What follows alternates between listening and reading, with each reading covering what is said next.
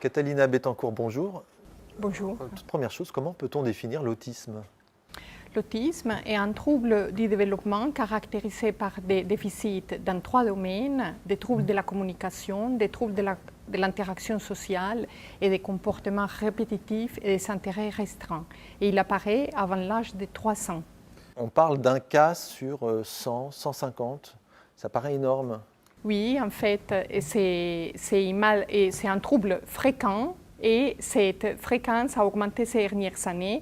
Et en fait, c'est dû au changement des critères diagnostiques. Parce que maintenant, on ne diagnostique pas seulement les enfants atteints d'un autisme strict, avec une atteinte sévère du langage et souvent associée à un retard mental, mais on inclut dans les troubles du spectre autistique aussi les enfants qui ont un syndrome d'Asperger, qui ont une intelligence normale et un langage fonctionnel, ainsi que les enfants qui ont des formes d'autisme dites atypiques.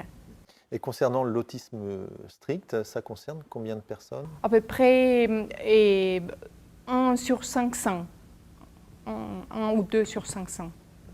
Là, des travaux viennent d'être publiés qui mettent en évidence des gènes liés à l'autisme. Vous pouvez nous en parler?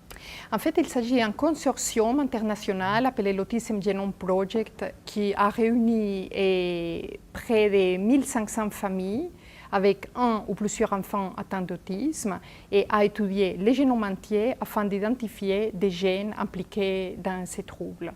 Et donc, en utilisant des puces ADN à haute résolution, on a pu identifier ce qu'on appelle des variations du nombre de copies, au CNV, c'est-à-dire des petites insertions ou des suppressions des matériels génétiques qui fait qu'on ait une copie anormale du nombre de gènes. Et donc, cette copie anormale du nombre de gènes peut parfois être la cause de la pathologie. Donc, on a pu ainsi identifier des causes qui sont toujours rares. C'est-à-dire que parfois on trouve un gène qui est impliqué chez une famille, chez 2 familles, mais on n'a pas trouvé une cause qui explique par exemple 5% des cas d'autisme ou 10%, toujours des causes rares. Et on pense qu'on va arriver à expliquer la plupart des cas d'autisme, et chaque fois ça va être chaque famille aura son propre gène muté, ou parfois une famille, 2, 3, 10, mais pas beaucoup de familles, toutes avec la même anomalie génétique, non. Donc, l'autisme n'est pas une maladie avec une cause unique, mais en fait, un syndrome avec beaucoup de causes génétiques différentes. Cette approche génétique, elle est relativement récente? Oui, les puces ADN existent depuis plusieurs années, mais la puce ADN qu'on a utilisée, c'est des nouvelles générations, c'est-à-dire qu'elle est de très très haute résolution et permet donc de voir des anomalies très très petites qu'on ne pouvait pas voir avant. L'aspect génétique de l'autisme a longtemps été remis en cause. C'est du passé tout ça? Malheureusement, ce n'est pas du passé. Il y a encore des personnes qui nient les rôles des facteurs génétiques dans l'autisme, mais du point de vue scientifique, ce point de vue n'a absolument aucun support. Il ne fait plus de doute que l'autisme est un trouble qui est très, très majoritairement génétique. On a tout un faisceau de preuves qui le montrent. Ce n'est qu'il y a 20% des cas d'enfants autistes chez qui on arrive à identifier les défauts génétiques précis. On arrive à dire cet enfant il est autiste parce qu'il a un syndrome d'X fragile, parce qu'il a un syndrome de Rett, parce qu'il a une mutation dans tel et tel gène, parce qu'il a une délétion, une duplication, donc ces anomalies des nombres de copies dans telle et telle région chromosomique. Et ça, c'est la cause de l'autisme. Et ça, voilà, c'est génétique et ce n'est pas la faute des parents, c'est la faute à personne. Ce sont des défauts qui se passent au cours de la procréation et personne n'y peut rien. Est-ce que vous pensez pour autant que la génétique explique tout dans ce syndrome? Non, il n'explique pas tout parce qu'on sait qu'il y a à peu près 90% de l'héritabilité de l'autisme qui est due à des facteurs génétiques. C'est-à-dire qu'on laisse quand même une partie à l'environnement, mais c'est peut-être les gènes en interaction avec l'environnement. Et quand on dit environnement, on ne sait pas quoi de l'environnement pourrait moduler la fonction des gènes.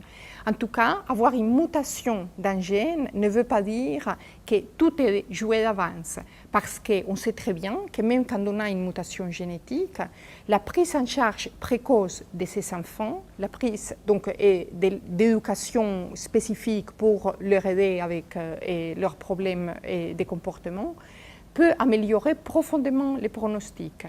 Donc, ça veut bien dire que même quand on a une anomalie génétique, l'éducation, la modification du comportement peut avoir lieu et il y a un espoir que ces enfants s'améliorent. Il n'y a pas de traitement curatif, mais comme je dis, la prise en charge précoce est très très bénéfique. Que peut-on espérer de ces travaux? Ces travaux sont importants d'une part pour pouvoir dire aux familles on a trouvé la cause de l'autisme de votre enfant pour qu'ils puissent mettre un nom aux troubles de leur enfant.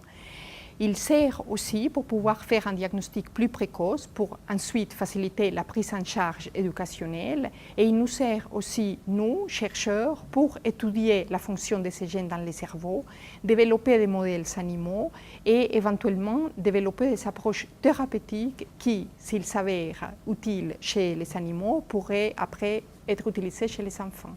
J'imagine que ces travaux vont continuer? Oui, on a encore des années de travail devant nous. Il nous reste encore plus de 80% des cas d'autisme dont on n'a pas encore trouvé la cause, donc il faut qu'on continue à chercher. Catalina Bettencourt, merci. Merci.